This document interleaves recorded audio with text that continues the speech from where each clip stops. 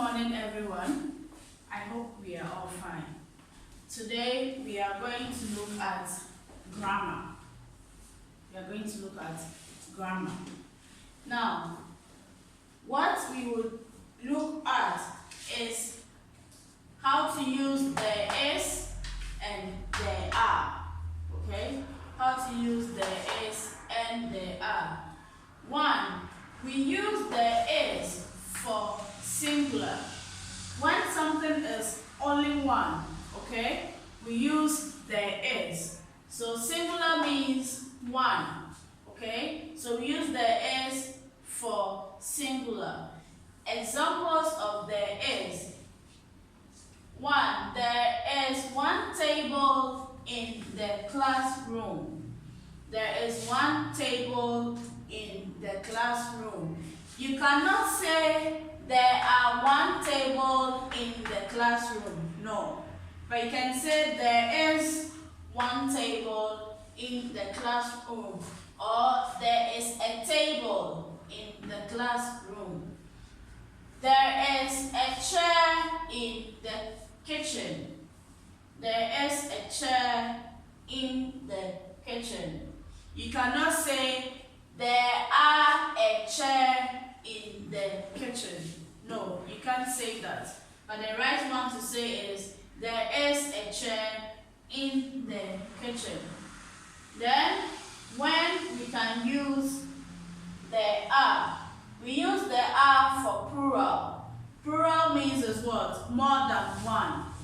So, let's look at examples of the are. There are 4 tables in the classroom. There are 4 tables in the classroom. Now, when we look at there is and there are, we can see that with a table, there is one table. There is no s added to it because it's just one. So, I didn't add s, but when you come to the plural form, there are 4 tables. It means with the s, it means the table is more than one. So 1, 2, 3, 4. Okay, 4 tables. You cannot say 4 tables.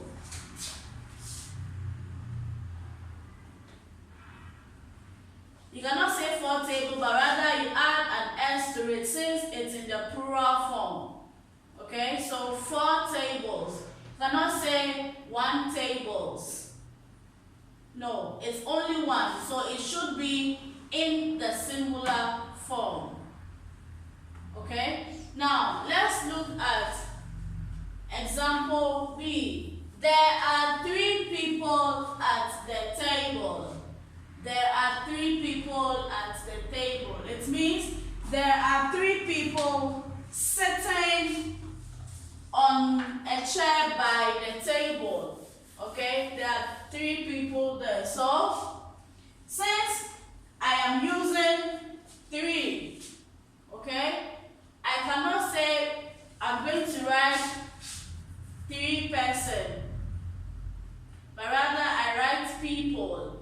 When you write people, it means it is more than one. If you write only person, it means it's just one person. One, and then one person is singular. When you get to the people, people makes it what? Plural, because I'm using the number what? 3. So there are 3 people at the table.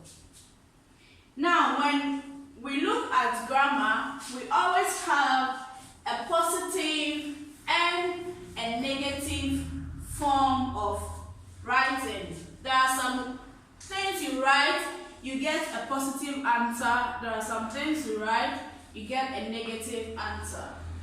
Now, there is and there are can be in a negative and positive form. Now, let's look at the positive aspect. Singular. There is a pen in my pencil case. We all know what a pencil case is. Okay, it's a bag or a purse where we keep our stationery. Our stationery can be our pen, our pencils, our erasers, our rulers, our sharpeners. we keep them in a pencil case. Now, you can see there is, so I wrote what? Pen, because it's just one, which is singular. Now, let's look at there are in a positive form. There are pens in my pencil case. It means there is what? More than one. Okay? So there are pens with an S in my pencil case. Let's look at the negative form of there is and there are. The singular in a negative form is there isn't any pen in my pencil case. It means you do not have any pen in your pencil case. Isn't is the short form of is not. Isn't is the short form of is not. Then the plural in a negative way. There aren't any pens in my pencil case.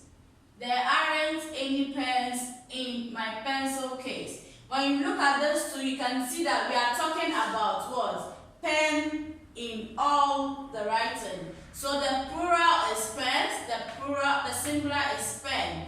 Aren't means what? Are not. The short form of aren't is are not.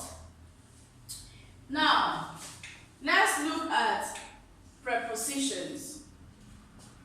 Let's look at prepositions. When we say prepositions, what are they? We use prepositions in most of our conversations, in most of our writings, but sometimes we don't know when and where to use them or when and where to put it.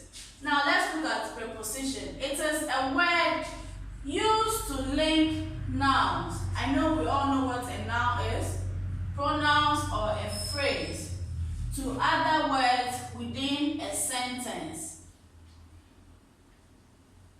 They act to connect or join the people. The people is what? The nouns, time, place, or object in a sentence, and are normally placed directly in front of a noun. Now let's look at some prepositions that we have. Let's look at some, and then you'll find the rest of the prepositions by doing it as your homework.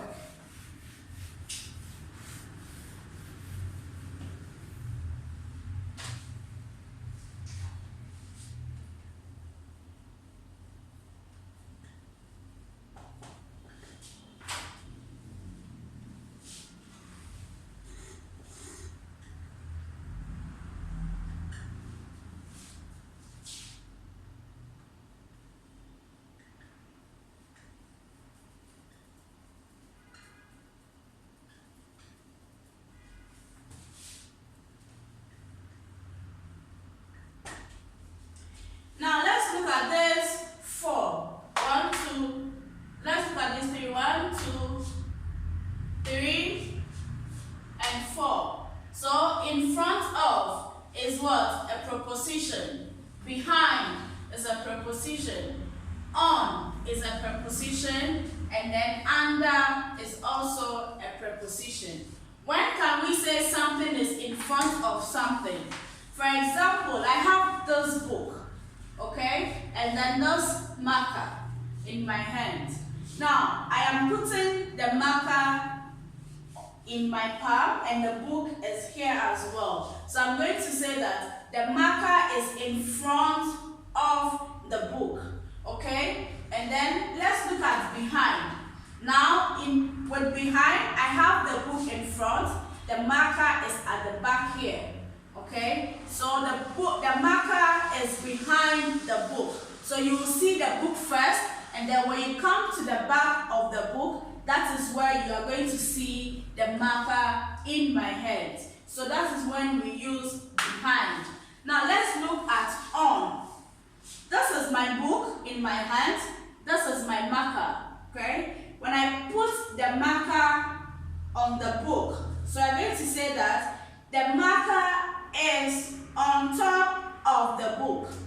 the marker is on top of the book. So we know when to use on. Then the last one is under. Now, this is my book, this is my pen, and then this is my marker.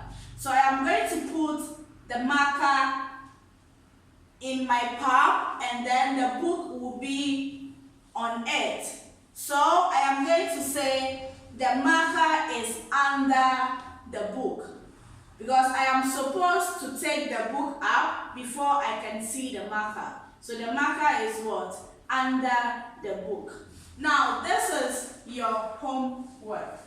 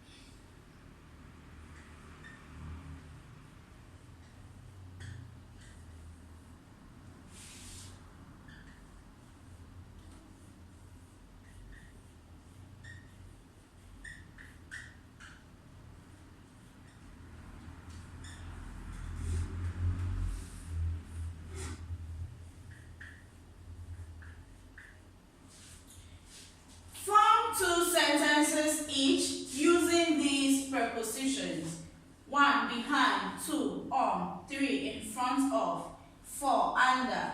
It means when you take behind, you form 2 sentences with behind. Then when you take on, 2 sentences in front, 2 sentences under, 2 sentences. So in all, you are going to get 8 sentences for me. So this is where we are going to end today's lesson. Enjoy the rest of your day. Bye.